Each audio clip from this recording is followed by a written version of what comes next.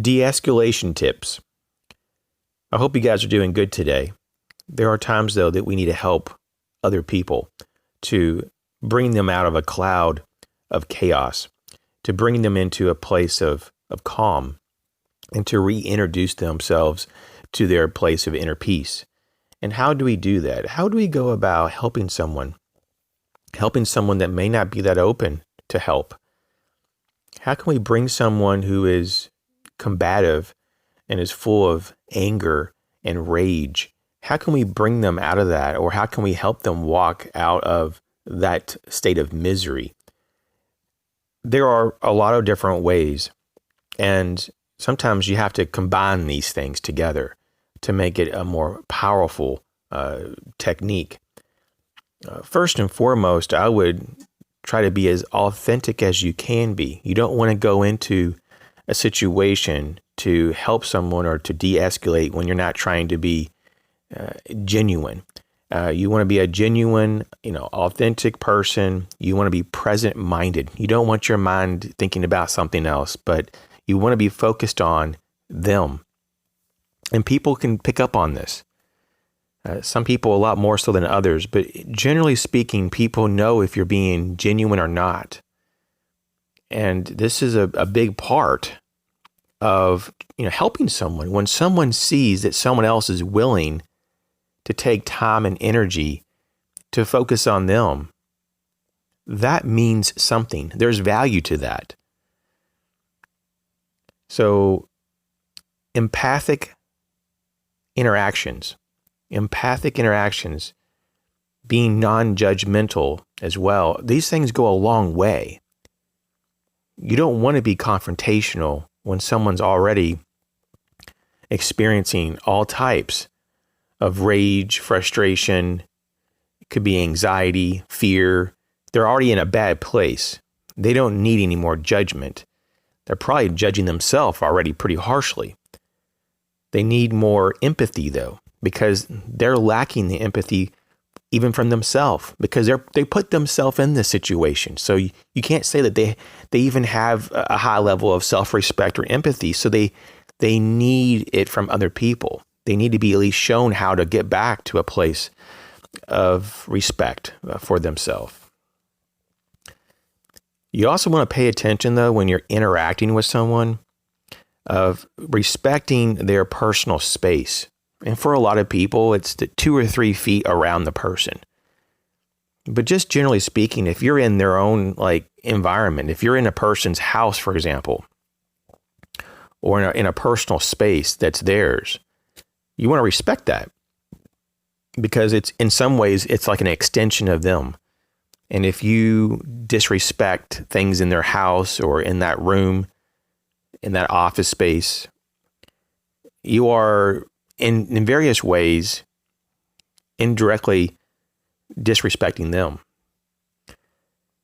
And in some situations, they'll take it as a direct, interpretation of disrespect. So you have to be very careful about how you go about, people's personal space and the space that they actually are in, especially if it's their own space that they live in or work in. Those things can be very personal. Be aware of how you use your body in conjunction with your words. So try to be aware of your nonverbals and to be as non-threatening as possible. To give you an example, you may be saying something, but maybe your body language doesn't match up with what you're saying, and that's a problem. Some people speak with their hands and they're moving their hands around. That could be construed by some people as to be somewhat aggressive, or it could be a distraction even.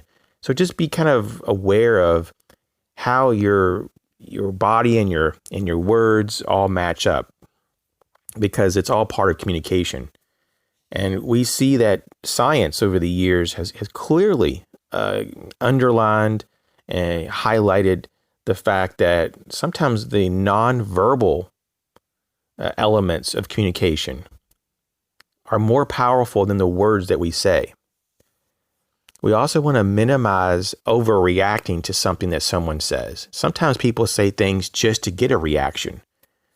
but we want to hold ourselves steadfast to the goal of de-escalating someone. And sometimes you have to just ignore some things that people say.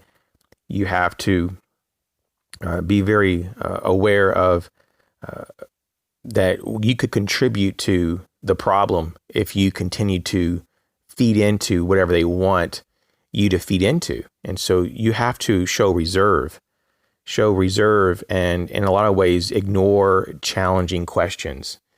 And you're not trying to ignore them by ignoring the questions, but you're setting limits, basically. You're kind of showing them, hey, we have to have parameters here, or this isn't going to work. You have to have boundaries, especially in a conversation that can be as chaotic as someone that's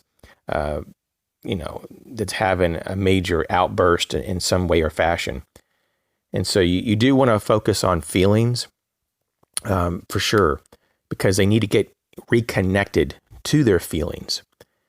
And this is something that, when we talk about being empathetic, we have to kind of almost reintroduce people sometimes at certain points in their life of what that means. And we have to be the example. And so when you focus on why are you feeling the way you feel, sometimes that helps them to reconnect to, why is it that I feel so angry? Because there's a lot of people who don't even know why they feel as they feel.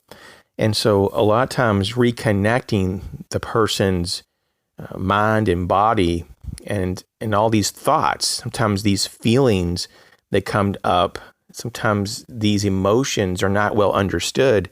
And when they're better understood, right, when you move more toward understanding instead of just feeling, then you start to share underlying currents of why the person is the way they are. And at some point, and in some situations, not all, but you may want to even start to introduce some level of logic to this whole issue. And so you can even bridge the gap that much more, make more connections of why the person is feeling the way they do, and why are they acting the way they act, and why are they even thinking the way that they think. You also want to be very careful on what you pick in terms of advice. You don't want to just be random on this. And you probably want to minimize the amount of things that you are advising the person to consider.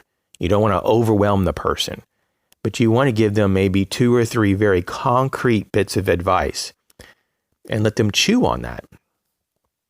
And you want to provide time for them to think about all this too. You don't want to rush the process at all. You want to provide time for silence and reflection.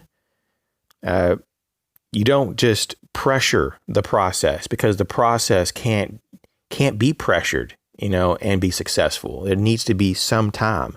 So when you go into a situation to de-escalate, don't be like looking at your watch every 2 minutes or acting like you have somewhere else to be, or, all this, because once again, you're going to come off as not genuine. And you're not going to be a very good example of someone that really is going to try to help another person. And once again, the process is not just sometimes a quick process.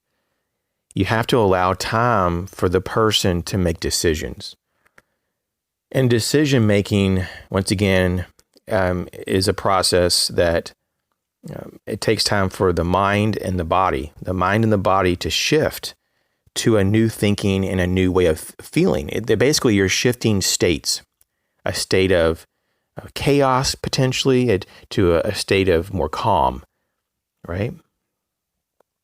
And so these things really do help us lead to a better place that we can settle. And, it's something that's important to tell the other person at some point in the conversation, especially in a de-escalation situation, that we cannot control what happens in the world, but we can control how we respond to it. We can react in a way that is under our control. And so calm and quiet is definitely the path to a peaceful thinking and being. And to get to that place, you have to shift into that place. I hope these de-escalation tips help. Thanks for your ongoing support, and I'll catch you later.